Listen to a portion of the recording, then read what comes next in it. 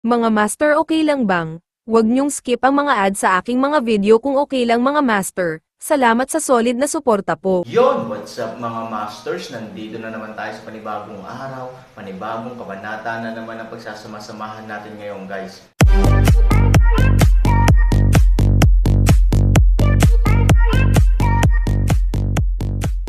Bali mga masters, kung bago ka pa lang po sa aking YouTube channel, please click the subscribe button, lalong-lalo na po yung notification bell guys, para maging connected pa rin tayo sa isa't isa at maging updated kayo sa mga susunod ko pang video.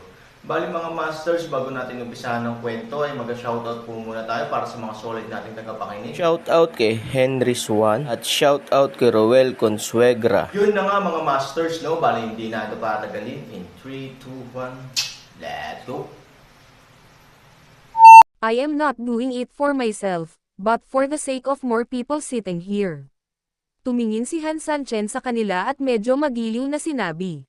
Nang marinig ang pangungusap na ito, maraming tao sa madla ang labis na nagulat, kung tutusin, na curious sila, ngunit hindi nila inaasahan na ang melon ay mapupunta sa kanilang sarili. Medyo matalino din ang 25 disipulo ni Han Sanchen, tsaka, kung tutusin, nakaharap na nila si Han Sanchen, kaya natural na alam nila kung ano ang mas mahusay na sabihin sa oras na ito. Mahal na panauhin, hindi namin lubos na naiintindihan kung ano ang kinalaman ng mababang antas na elixir na ito sa amin. Oo, gusto mo bang ibigay itong mga elixir sa mga hindi mo nagamot? Sa ganitong paraan, kung kukuha sila ng ilang elixir para mapunan ang kanilang kakayahan, mas magiging kumpiyansa sila sa pagharap sa lason sa dugo, di ba? May magandang epekto ang naturang papuri mula sa mga manonood, mabilis na napagtanto ng maraming tao ang posibilidad na ito sa unang pagkakataon, at nagsimulang mapuno ng pasasalamat ang kanilang mga mata nang tumingin sila sa Han Sanchen. Walang magawang umiling si Han Sanchen, hindi naman talaga malaki ang mahahalagang kahalagahan ng iyong pag-unlad sa paglilinang, tutal nandyan naman ang pundasyon mo, kung gusto mong harapin ang lason ko sa dugo, huwag mong sabihin na kailangan mong pagbutihin ng kaunti, kahit papagbutihin mo pa ang iyong paglilinang, natatakot ako na wala itong epekto. Sa sandaling lumabas ang mga salitang ito, maraming mga tao ang tumanggo pagkatapos ng lahat, para sa kanila, kahit na pagbutihin nila ang kanilang paglilinang, sila ay magiging mas makapangyarihan sa karamihan. Kahit na ang isang tao ay may isang himala, isang pagkakataon ng kapalaran, at nakamit ang isang malaking tagumpay ng biglaan, ang kisame para sa tagumpay na ito ay magiging sa antas lamang ng unang 25 taong ito. Ay maaaring maabot ito, kahit na ang buong estado ng zero ay katumbas ng kawalan ng pag-asa kung bakit ang mga tabletang ito ay maaaring maging susi sa pagtulong sa kanila. I am so ignorant, so please explain it directly.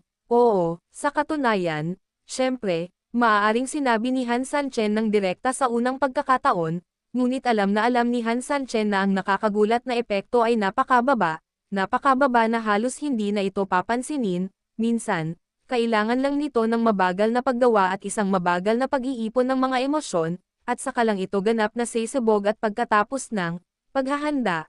Ngayon, 25 alagad sa ibaba, ang pangkalahatang kalooban ay umabot na sa limitasyon nito. What I think is that I can eat it by myself. Although medyo hindi masarap at mababa, hindi may kakailan na kahit papaano ay makakabawi ako ng lakas, then, medyo makakaligtas ako ng ilang tao. Kahit isa pa, o dalawa pa, sobra pa rin ba? I never want to talk about feelings with anyone, but after cooperating with you, your people have become my people. Siguro, para sa akin, dahil masyadong mataas ang posisyon ko, matagal na akong hindi naging malapit sa kahit sino, or something from the same camp, kaya hindi ko kayang makita na marami sa iyong mga tao na kabilang sa akin ang mamamatay sa malaking sukat. Ang mga salitang ito ay napaka-kritikal na halos ang pangunahing punto para sa lahat ay ganap na sumabog. Una, matagal nang naglalatag ng saligan si Han Sanchen, ngunit sa huli ay para sa kanila ang lahat, na naging dahilan upang sila ay lubos na naantig at tuluyang nasira ang kanilang mga depensa. Pangalawa, may napakahalagang punto sa mga salita ni Han Sanchen, ibig sabihin, sila ay nasa iisang kampo, o mga taong kabilang sa kanya. Nasa iisang kampo lang sila, at napakaraming magagawa ni Han Sanchen para sa kanila, so If he directly joined the VIP, as someone said just now, hindi ba tuluyang ma-stimulate ang kakayahan ng VIP na protektahan ang Guya? Sa oras na iyon, hindi lang talaga posible na mabuhay, ngunit kahit na ang pagsasanay ng mga kasanayan sa antas ng Diyos ay tiyak na hindi isang panaginip. Sa pag-iisip nito, alam ng maraming tao na sila ay ganap na nag-apoy. Distinguished guest, although you and I turned enemies into friends for only a short period of time, in such a short period of time, you regarded US as so important, and even made so much sacrifices. Ordinaryong tao lang kami, and we really don't deserve to spend so much time on it. Yes, given your status, you should ask for anything. There is really no need for you to ask for things from people at the same level for the sake of our lives. This is really disrespectful to you. Ito ay talagang isang bagay na nagpakilos sa kanila ng labis. Kung tutuusin, talagang isinakripisyo ni Han Sanchen ang kanyang buhay para sa pagiging perpekto, pero sa huli, para lang protektahan o tretuhin sila. Sino mang may damdamin ay makaramdam ng puno ng emosyon sa oras na ito. Ito ay talagang hindi isang tanong kung ito ay masarap o hindi, ang pangunahing punto ay nasa kanyang katayuan, maaari niyang gawin ang mga bagay na napakababa ng antas para sa kanyang katayuan. Ito ay talagang tinatalo ang maraming bagay. Hindi man lang nakaramdam ng saya si Han Sanchen sa oras na ito, sa kabaligtaran, ang kanyang kalooban ay medyo mababa, umiling siya at antong hininga, wala man lang akong naitulong sa iyo, kaya bakit ka nagpapasalamat? Para sa akin, ang hindi kita matulungan ang talagang pinakamalaking problema ngayon. Damn it, hindi ko na kaya, biglang tumayo ang isang lalaki, na mukhang galit na galit, hindi atin ang kagalang-galang na panauhin na ito, gayunpaman, maayos ang pakikitungo niya sa amin, ito ang sarili nating bahay. Mahal kong panauhin, ayoko nang magpanggap. Mamamatay na rin ako, gusto kong maghintay ng tahimik para sa kamatayan, ngunit ayoko nang gawin iyon. Tulad ng kasabihan, maraming kahulugan ang kamatayan, at nais kong mag-iwan ng makabuluhang bagay sa aking kamatayan, kung hindi ito naaayawan ng kagalang-galang na panauhin, handa akong sambahin ang pinarangalan na panauhin bilang aking tagapagturo, o maaari akong magtrabaho bilang isang handyman para sa iyo. Tama na, at least pwede tayong maging parang aso at mamatay ng marangal, gusto ko din sumali sa VIPs. Sa katunayan, maraming tao ang hindi nang ahas na gawin ang unang hakbang, ngunit kapag nagawa na nila ang hakbang na ito, maraming bagay ang magiging ganap na kakaiba. Ganito ang sitwasyon ngayon, kung maraming tao ang direktang nagsasabi na gusto nilang ipagkanulo ang sikat na tindahan, naniniwala ako na sa 1,000 tao dito, maaaring walang isang tao na may lakas ng loob na sabihin ito. Gayunpaman, maaaring mayroong isang tao sa libu-libong tao, at ang isang taong ito ay ganap na sapat para sa maraming bagay. At least, sa ngayon, ganyan. Sa pagbubukas ng isang tao ng naturang channel, ang iba pang mga tao ay sumisira sa basic psychological defense line at natural na tumayo. Ako din fucking. Ako rin. 1, 2, 3, at ang 25 alagad ay tumayong magkasama, biglang dumami ang mga tao, at parami ng parami ang hindi may iwasang magpapabaling ng puso ng mga tao, nag-alinlangan, at tumayo pa para sumali sa hanay. Siyempre, marami sa kanila ang talagang gumawa ng kanilang sinabi, upang gumawa ng isang malaking pagtalikod bago ang kanilang kamatayan, hindi ito nangangahulugan na gusto nilang maging mga kaaway ng mga sikat na tindahan, ngunit hindi bababa sa nais nilang gamitin ang pamamaraang ito upang ay protesta ang mga pamamaraan sa paghawak sa itaas. Sa ganitong paraan, kahit papaano ay magiging sulit at marangal ang kamatayan. Siyempre, may ilang mga tao na isinasaalang-alang ang kanilang sariling mga interes, tsaka sino ba naman ang ayaw mabuhay? Kung hindi ka manggugulo, hindi ka magkakaroon ng pagkakataon, pero kung gugulo ka, maaring may pagkakataon ka.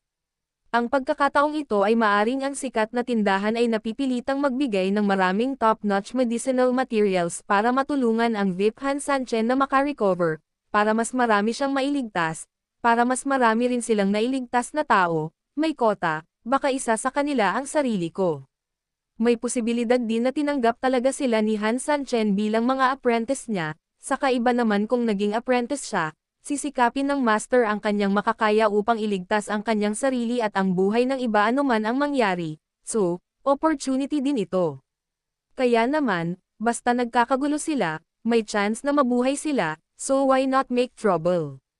Bigla na lang, nang makitang parami ng parami ang mga taong nakatayo, ang dalawang gwardya ay medyo natulala sa mga oras na ito. Kung tutuusin, kanina pa nila iniisip kung paano mag-claim ng credit, at paano nila naisip na mangyayari ang ganoong sitwasyon sa pinangyarihan. Saglit na hindi nila alam ang gagawin. Ikaw, anong ginagawa mo? Gusto mo bang magrebelde isa-isa? Upo ka sakin lahat. Ang paraan ng pakikitungo ng dalawang gwardya ay talagang napakasimple, halos hindi nila namamalayan na gumamit ng mga pagbabante at sigaw para direktang supilan ang lahat ng naruroon. Gayunpaman, malinaw na ang pamamaraang ito ay halos walang kahulugan sa kasalukuyang sitwasyon. Sa isang paraan, ito ay nagdaragdag pa ng gasolina sa apoy. Gayunpaman, ang dalawang gwardya ay mga gwardya lamang kung tutuusin, wala silang direktang awtoridad na pangasiwaan ang mga taong ito, saka, kahit na kaya nila, ang dalawang taong ito ay hindi kailanman nagkaroon ng posisyon sa pamamahala sa pangkat ng bantay, kaya natural na wala silang ideya kung paano pamahalaan ang mga tao. Sa katunayan, alam nating lahat na ang tagapamahala ng isang koponan ay hindi kinakailangang magkaroon ng maraming personal na kakayahan. Ang namumuno sa pangkat sa labanan ay isang general, hindi isang gwapong lalaki. Siya ay malakas lamang sa personal, ngunit ang kanyang koponan ay hindi kailanman nakabuo ng isang malaking sukat. To put it bluntly, okay lang na hayaan siyang manguna sa isang team para gawin ang lahat ng gusto niya, pero kung papayagan siyang magtipon at pamahalaan ang ilang malalaking tropa, wala siyang magagawa, mahirap gawin ang tao. Ang isang tunay na senior manager ay may napakalakas na paraan ng pamamahala, maaaring wala siyang pakialam sa anuman at responsable lamang sa pagpapadala ng isang pangkalahatang direksyon. Sa pangkalahatang direksyong ito, ang aktibong pag-unlad ay ang pinakamahusay na resulta para sa lahat ng tao. Tulad ng CEO ng isang kumpanya, kailangan bang malaman ng CEO ang teknolohiya? Hindi. Kailangan bang malaman ng CEO ang negosyo? Hindi. Kailangan ba ng CEO ng public relations? Hindi. Kailangan lang niyang magtakda ng isang malusog at napapanatiling direksyon ng pag-unlad para sa kumpanya, at pagkatapos ay ilipat ang kapangyarihan sa bawat pamamahala upang pamahalaan ito ng hiwalay, at ang iba ay mahuhulog sa lugar. Ito ay kung ano ang isang mahusay na manager. Ngunit ang mga tila simpleng gawain ay talagang ang pinakamahirap gawin, kaya ang pamamahala sa bagay na ito ay minsan napakaganda. Sinong hindi marunong mag-manage ng tao? Gayunpaman, kung paano pamahalaan ng maayos ang mga tao ay ang pinakamalalim at kritikal na aspeto. Halimbawa, ang dalawang gwardya sa panahong ito ay kailangang gumamit ng mahigpit na kontrol. Sa sitwasyong ito, kung tutuusin, wala itong epekto at lalo pang magpapahirap sa mga taong naagrabyado. Kung ang isang matalinong tao tulad ng espesyal na sugol na nakaputi ay naririto, hinding-hindi niya ito gagawin, at sa isang tiyak na lawak, lubos pa niyang susuportahan ang mga taong ito sa pagbabago ng kanilang mga posisyon. Ito ay ganap na malito sa grupong ito ng mga rebelde, at pagkatapos ay ang envoy na nakaputi ay maaaring kunin ang pagkakataong ito upang dahan-daang tumayo kasama ng grupong ito ng mga tao. Matapos makuha ang pangunawa at pagtitiwala ng mga taong ito kay Ying, gumamit siya ng ilang dahilan upang linawin sa may-ari ng nayon, at pagkatapos ay pinagkasundo ang contradiction at nilutes ang problema. Ito ang tamang diskarte. Kahit na ang diskarteng ito ay hindi lamang ang pinakamainam na solusyon, ito ay hindi bababa sa tamang paraan. Sayang hindi ito maintindihan ng dalawang guard. Sa pagsigaw pa lang nila ay hindi na lamang nagpakita ng balak tumigil ang mga tao sa ibaba, lalo pa silang nagalit. You two bitches, I'll give you face, and we'll listen to you. Kung hindi namin kayo bibigyan ng mukha, wala kayo.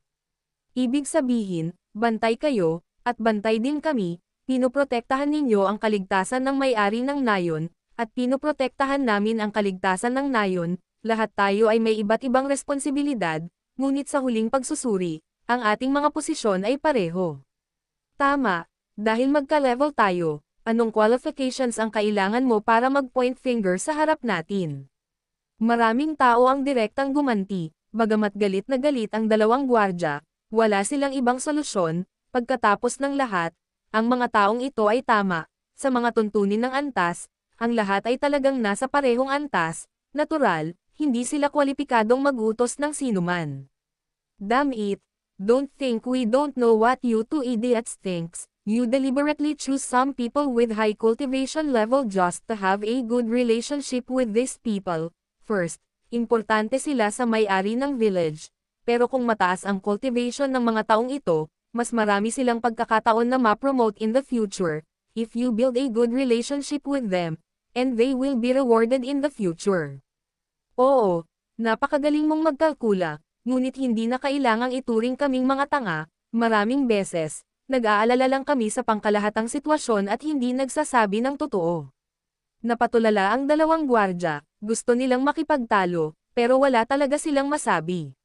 Ngunit ang pinakabuod ng problema ay hindi namamalagi dito, dahil ang sitwasyon ay malapit ng maging mas magulo, ang 25 tao sa likod ng dalawang gwardya ay umalis. Yun na nga mga masters, no? Bali panibagong kabanata na naman yung natapos natin ngayong gabi. Muli, maraming salamat po talaga sa walang sawang suporta po sa aking YouTube channel na talagang inaabangan nyo po ang bawat upload ko po. Bali mga masters, magkita-kita ulit po tayo bukas ng gabi at ngayon po ay magpapaalam po muna tayo. Bali mga masters, bye-bye!